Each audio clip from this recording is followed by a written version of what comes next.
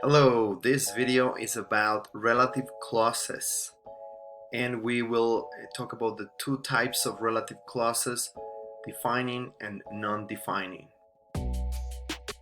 Well, defining clauses provide essential information because they identify what is being referred to.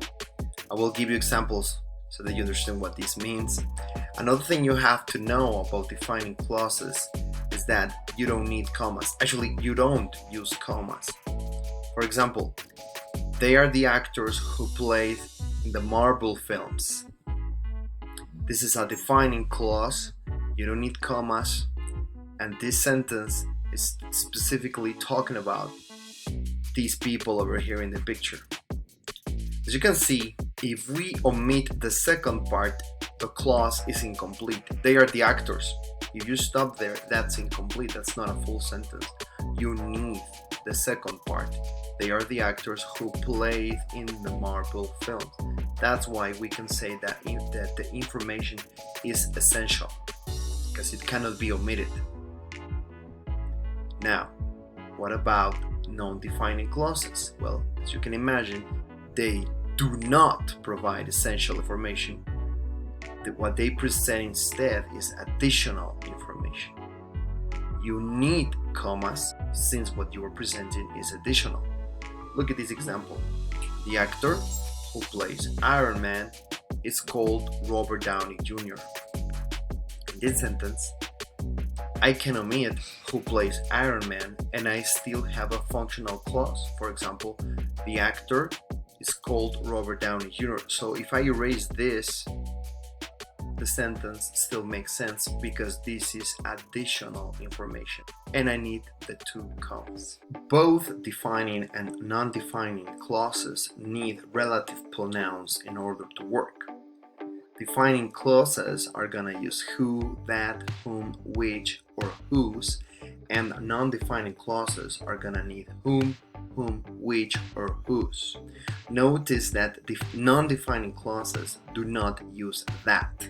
In a defining clause, you can replace who with that or which with that, but in a non-defining clause, you cannot do that.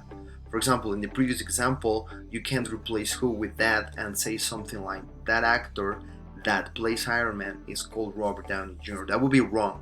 It would be preferable to use who because this is a non-defining clause. So let me give you examples. Let's start with who. With who, let me first show you a defining clause. They are the students who I teach. As you can see, this information is essential. I cannot erase who I teach because then we have an incomplete sentence. Now, an example of a non-defining clause, I can say something like, Meg, who likes to play video games, studies animation. I can also just say Meg studies animation. That works, subject verb complement, because the clause who likes to play video games is additional information, which means this is a non-defining clause. Now, before we go to the next relative pronoun, I want to give you a quick note about whom. Whom will typically be used with a preposition such as for whom, to whom, or with whom. Some people argue that whom is much more formal than who. It's true, it is not very common to use it in everyday conversation. However, when you write, you might need it and it will require a preposition or it would require an indirect object, unlike who, which is direct, as we saw in the examples before. So, whom. An example with whom in a defining clause. Adele is the singer whom I talked to you about. So as you can see here, there are three people involved. Adele, I, and you. So you are not Adele. This is an indirect reference, whom I talked to you about. That's why we use whom in this sentence. And this is a defining clause because if I erase whom I talked to you about, the sentence will be incomplete. Now, in a non-defining clause, you can say something like, Maria, for whom I wrote the poem, is now my girlfriend. So I can erase for whom I wrote the poem and I have a complete sentence. Maria is now my girlfriend, and that works well. Another example, which, defining clause, that is an accessory which you can get in my store. As you can see, this is a defining clause because all the information is essential.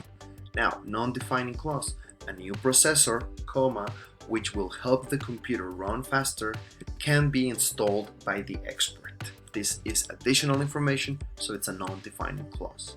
Whose, defining clause. I bought a car whose previous owner really took care of. Whose, it's a relative pronoun that we use for possession. And as you can see, this is a defining clause because I'm talking about an essential characteristic of the car that I bought in this example.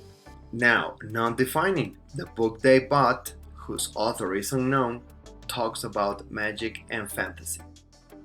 Now, can you omit the relative pronoun who, which, etc.?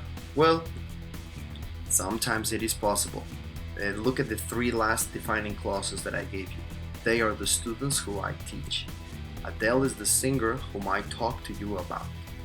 That is an accessory which you can get in my store. In these three examples, I can omit the relative pronoun and it will be something like this.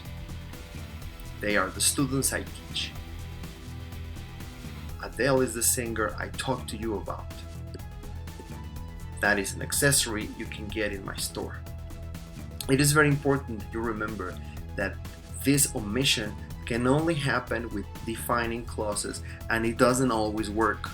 So you have to be careful not to omit it when you are not supposed to omit it. Now, there are additional relative pronouns, alright? For example, when, where, and why. They can also be used with relative clauses. Let's take a look at some examples.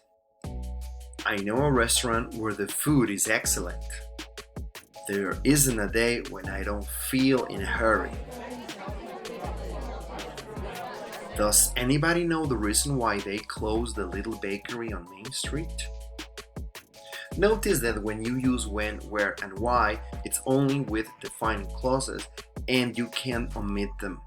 So, as a summary, take notes. Defining clauses present essential information. They don't need commas. You can use them with who, that, whom, which, whose, when, where, and why. And sometimes you can omit the relative pronoun, and sometimes you can use that instead of who or which. Non-defining clauses provide us information that is not essential. You need a comma before and after the clause. You can use who, whom, which, and whose. And please do not omit the relative pronoun and do not use that.